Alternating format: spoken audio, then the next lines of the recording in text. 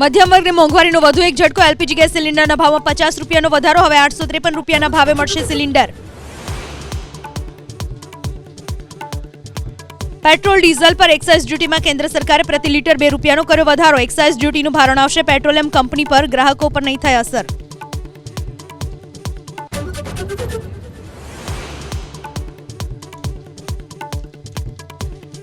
ટ્રમ્પની ટેરિફની આગથી ભારતીય શેર બજારમાં એક વર્ષમાં મોટો કડાકો। સેન્સેક્સ 2226 પોઈન્ટના કડાકા સાથે બંધ। રોકાણકારોના 20 લાખ કરોડ રૂપિયા ધોવાયા।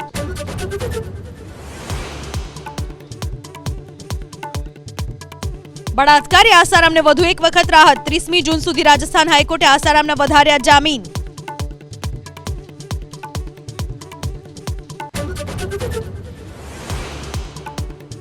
સુરતમાં ડ્રગ્સની હેરાફેરીનો પર્દાફાશ। કોસાડ આવાસમાં એમડી ડ્રગ્સ સાથે આરોપીઓની ધરપકડ।